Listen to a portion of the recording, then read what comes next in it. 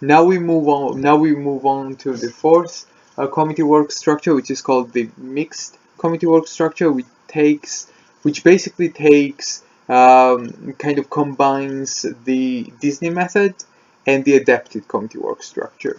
So what we have in the mixed committee work structure is once again the room, which is divided into four different corners.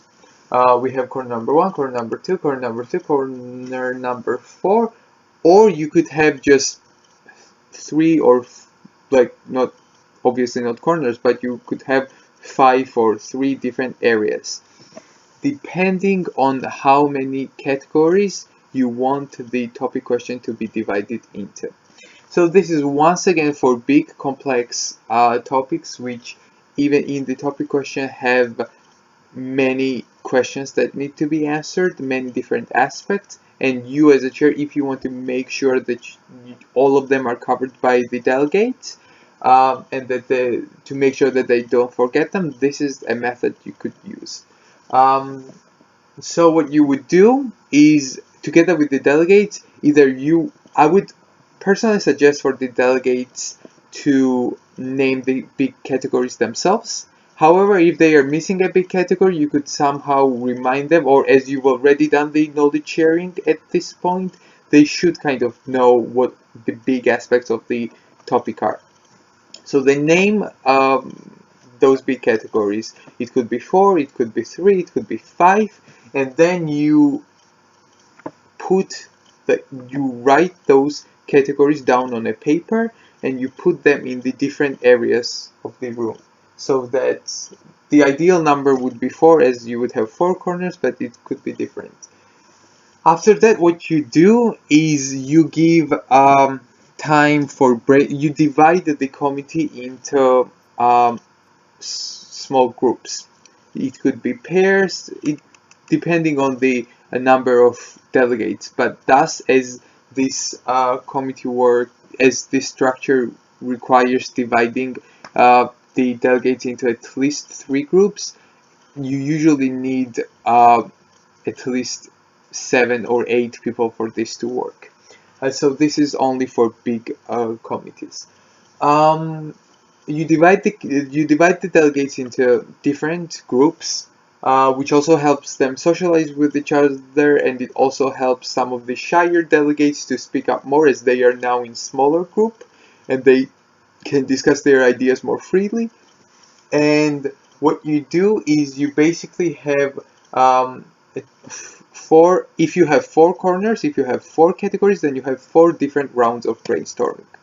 So before the first round of brainstorming, you allocate them to different corners, and you divide the brainstorming time. For example, if in the classic committee work structure we give delegates 20 or yeah, let's say 20 minutes for general brainstorming, then here every round would last for 5 minutes. 20 divided by 4, 5. So in the first round, the delegate would be, if a delegate is standing in one corner, then in those 5 minutes, he or she is only brainstorming ideas on that specific category. After 5 minutes is up, then they rotate, and then for example, delegates in the third category are now in the first category, and then they have to brainstorm on the idea or brainstorm on that category. However, they already see some of the ideas that their peers have come up with, and thus you don't see the repetition of many ideas, and it kind of already helps filter very similar ideas so that you don't later have to do that. Um, after 4 rounds are done, of them rotating into different areas of the room, or as many rounds as you want to hold, depending on the number of areas that you have in the room, then you already move on to the discussion part, because you don't need grouping because you already have them grouped, which makes this structure time efficient because you can skip one part, and then you discuss discuss the topic once again by categories. So you take one board, or not board, but like you could have like a big paper with the topic question on it, and then they stick post-its on it, and you take that, you put it in the center, then the delegates they once again all meet up in the center, and they start discussing that specific category. After they are done with that category, then you give them a different corner, and it's just as they rotate and as they are in smaller groups, it helps you make sure that every single delegate understands the topic and that they all participate, because it's easier for shyer and more passive delegates to become completely resolved or completely shut off in bigger group discussions. But this way you make sure that they stay active. Other than that, it once again helps delegates see the bigger picture, because they see the committee be like they see the topic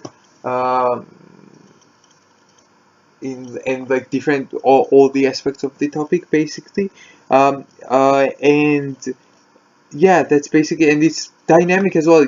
It lets kids stay active.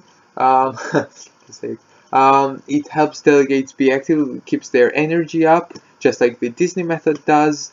So yeah, personally, this is I might sound biased, but this is the one a method that works really well usually, as long as you have a certain number of delegates. But yeah, from my own experience, this method has worked really well.